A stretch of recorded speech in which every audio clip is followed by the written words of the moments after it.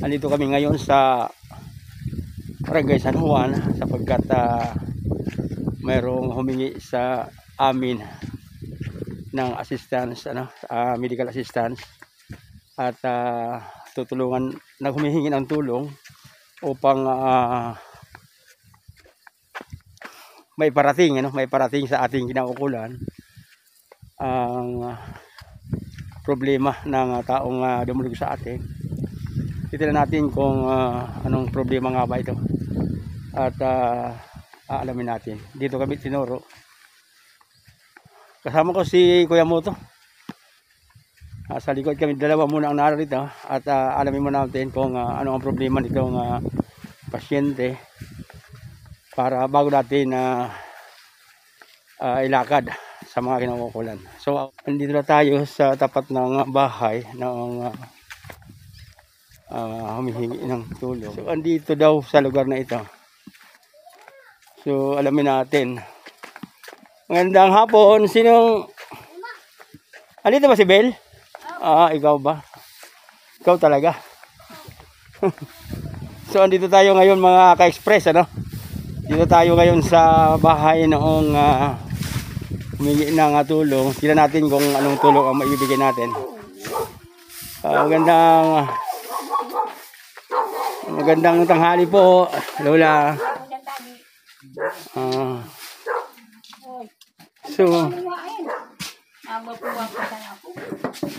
Di ba ito yung si Bel, yung kasama namin sa aming grupo. At yung hinihingi ng tulong, yung lola mo? Lola at saka lolo? Ay, lola na.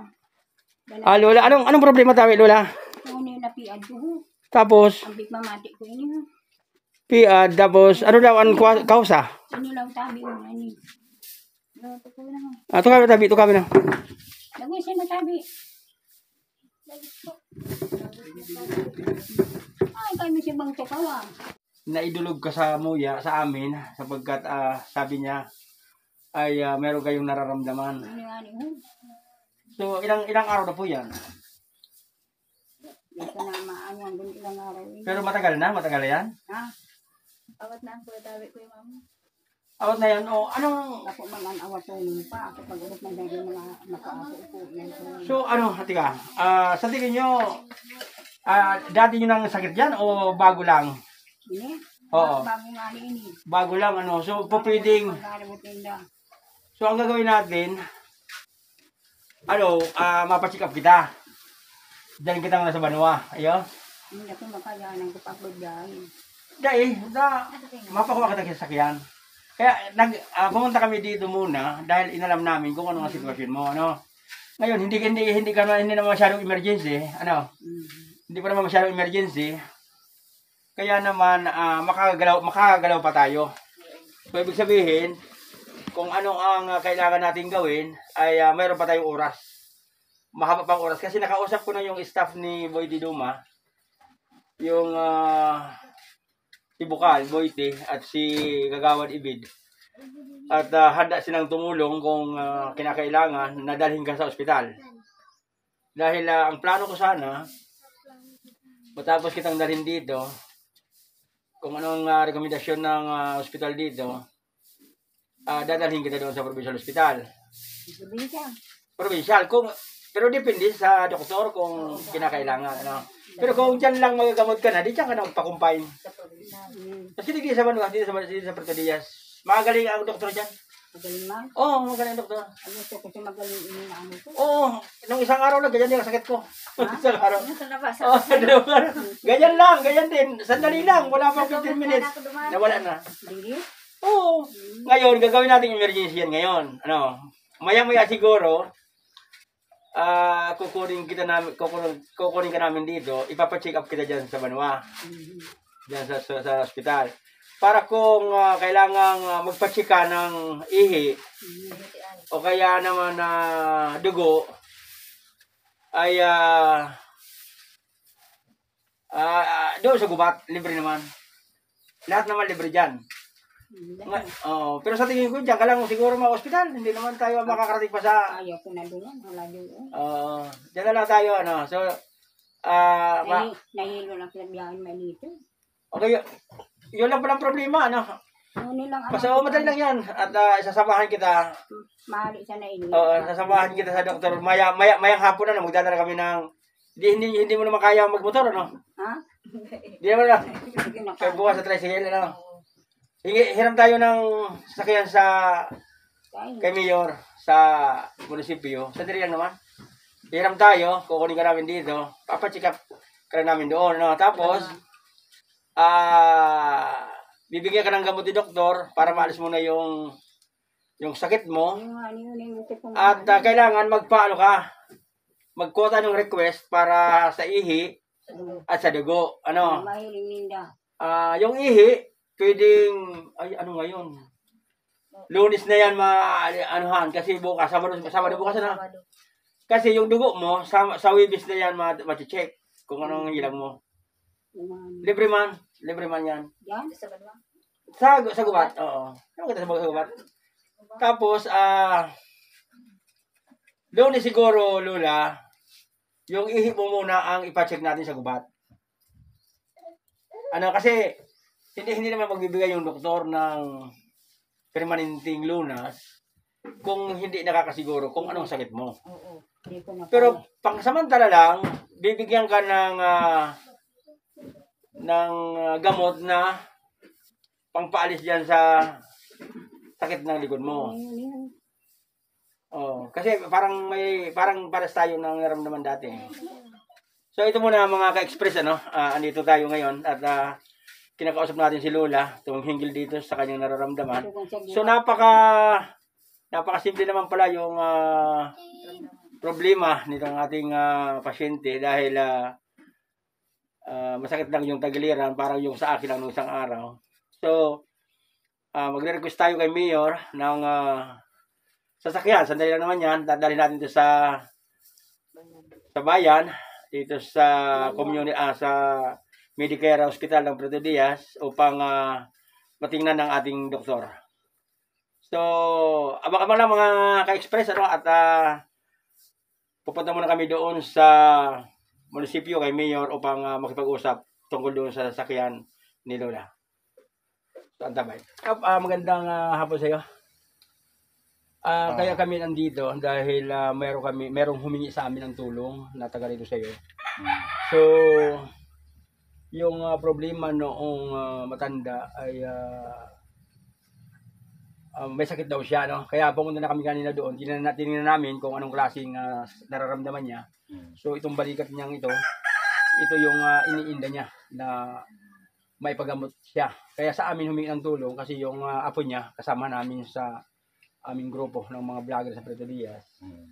Kaya naman pumunta kami doon. So, bago pa kami pumunta, nakausap na namin yung kagawad ibid at kung medyo may kalakihan yung problema ng pasyente, tutulong sila hanggang doon sa Sorsogon, no?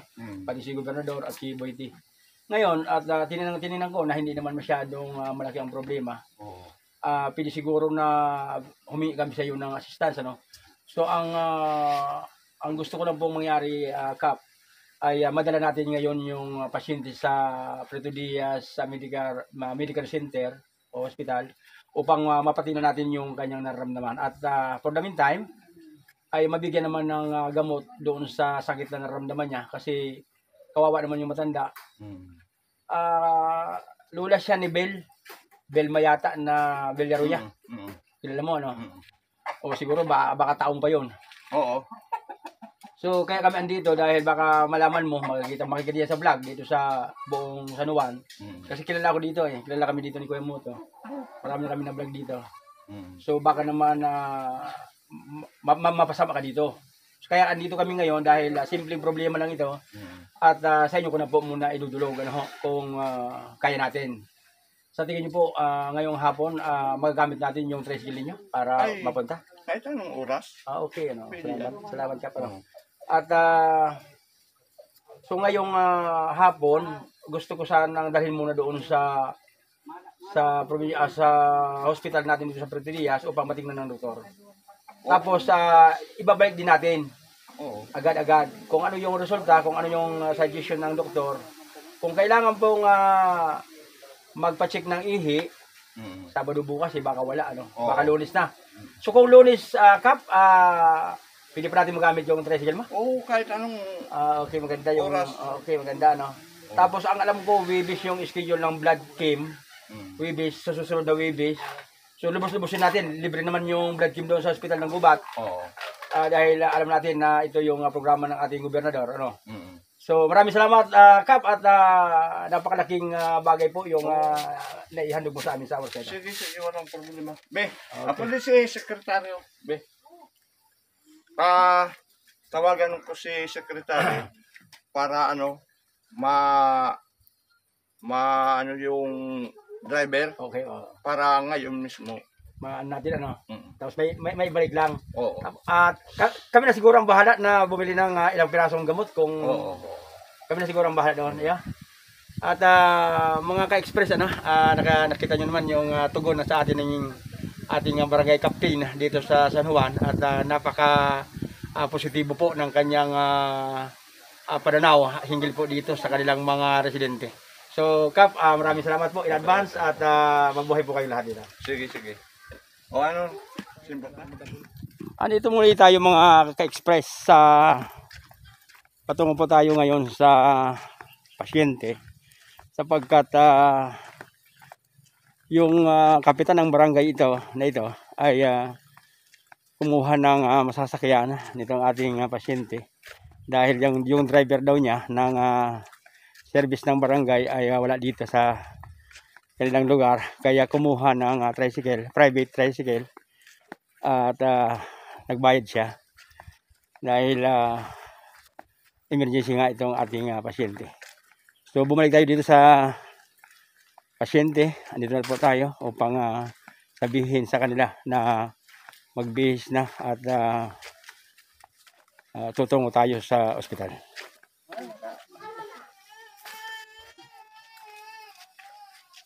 Mama, akin dyan, ha?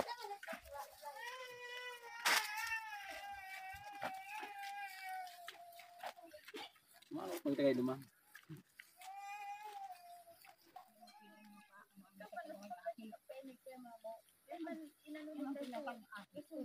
Kaya nga, yung nga problema. Natatalanin do.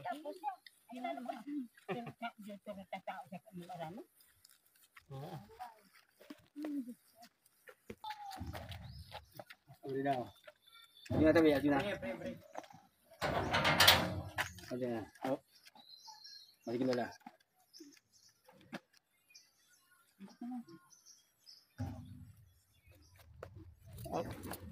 Hindi ka na baby mo. Sige, kita kong bill. Sa, ano na kita maghandingan sa... Yan, saan? Diba ka na? Hindi sa kapila.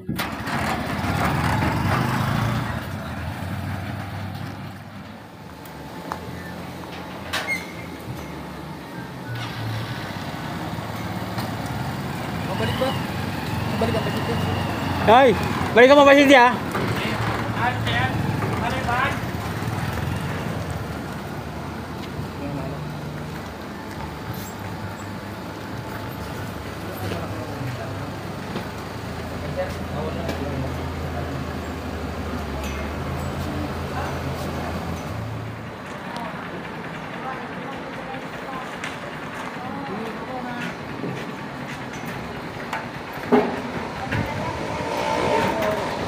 Sige na, tawari mo na sa ako, Bel.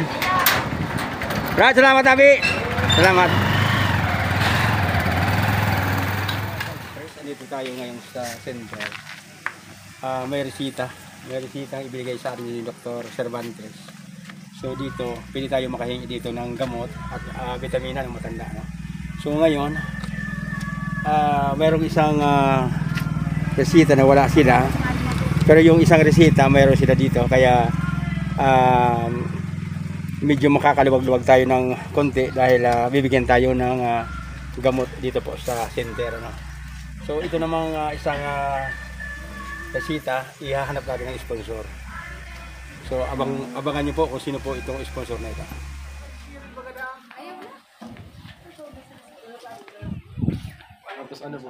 May dinala kami sa ospital na Gurang, pasyente sa San Juan. Actually aram ini ni kagawad ibig, ano. Kaya lang din hindi naman natsimpuhan.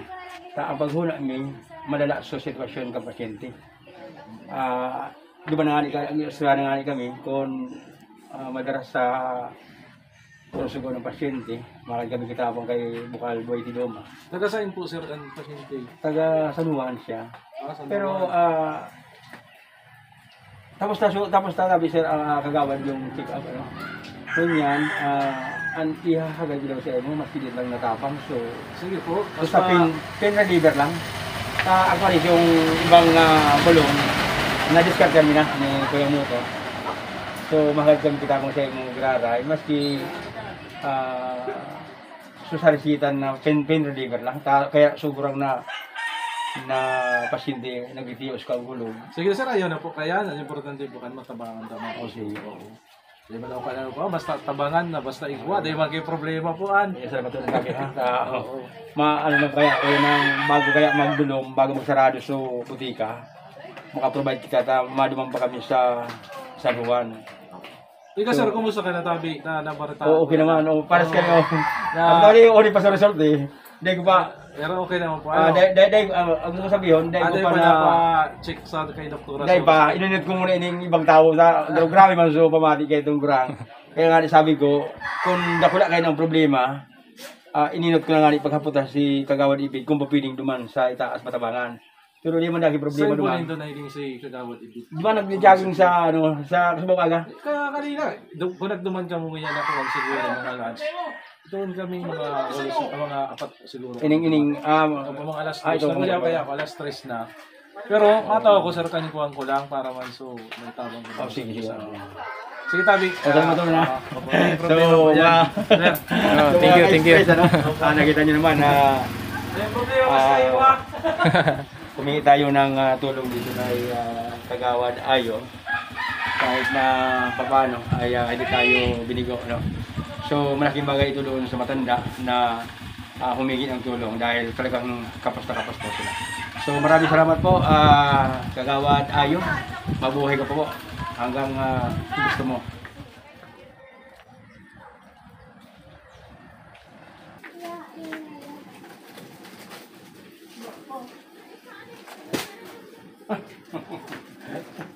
Tigli mo, mabuti. Ano na lang? 10 o 10 na lang. Tapos hindi pa. May gatas yung ulit niya. Hindi cold din. May gatas pa lang na brand. Na hindi naman maliit yung medium lang. Mangura ano po tayo. So, mangura ano. Ito mga ka-express, binigyan na natin yung gamot ni nanay, ni Lola. At yung sukli dito sa 1,000 na binigay sa atin ni Kagawad Ayo, ay bibili natin ng biskwit. Yung makakain ng matanda para naman meron siyang kinakain habang nagpapagaling. Burbrand? Oo.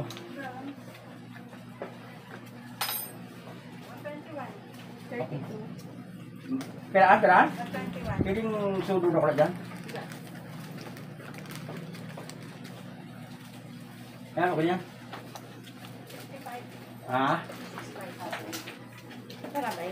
Okay, sabay mo na. Yes, yan.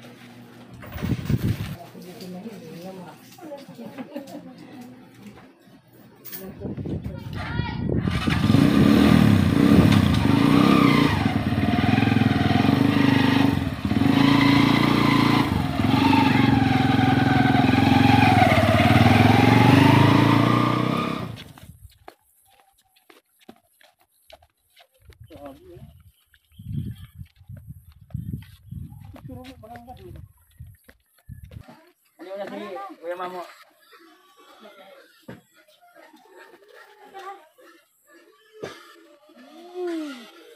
So, andito tayo mga ka-express sa ating tampok sa ating vlog, si Lola, dahil ibibigay natin yung gamot at yung konting biscuit, gatas na may bulong na ligdi. Ayun, sino ko lang kami kandok sa sabi? Isay! Okay lang nga dito bulong. Oo.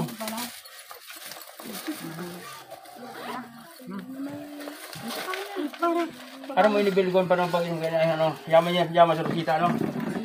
So, ito mga ka-express, yung gamot na hiningi natin sa center, ano?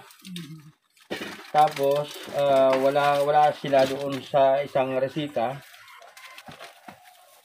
At humingi tayo ng tulong kay Kagawad Ayo, Municipal Councilor ng Bayan ng Puerto Diaz. At bumili tayo ng pain reliever, ano? Ito yung pain reliever, hindi natin inubos bilihin dahil kukunin ko pa yung result ng Extremo para naman kasi baka masayang lang naman kung dumating na yung X-ray. Siyempre magbabago tayo ng gamot. So ito mga ka-express, Kasi sa ano niya, buwan na aso sa dugo. Sa dugo. kaya kupaon na lang. Saan yung X-ray? Saan mo? Diba sa gubat? Sa district hospital Sa ma? district hospital. O sige, yung kasi mga ka-express, ano, dati pa, siguro mga 3 weeks ago, ay nagpa-x-ray na pala ito si Lola. At yung ihi niya ay in-examine na rin, pero hindi pa po nakukuha yung result. So, maaaring sa susunod na mga oras, mga araw, ay kukunin ko na lang doon. At yung binigay sa atin ni Kagawad Ayo, binili natin ng gamot mo. Tapos yung iba, binili natin ng gatas. Pasalamatan mo si Kagawad Ayo. Salamat, Tabi. Kagawad Ayo. Gawad ayo. Ito po, Kagawad Ayo. Ito po yung binigay mo sa amin at malaking tulong na po ito dito sa ating pasyente. Ano? So, isa kang huwaran, Kagawad, at sana ay pamarisan ka ng iba nating mga kababayang nasa pwesto. So, ito po, nanay, may biskuit ka, may asukal, may gatas. Sige, pasalamatan niyo ulit. Salamat, Tabi. Salamat, Tabi. Gawad.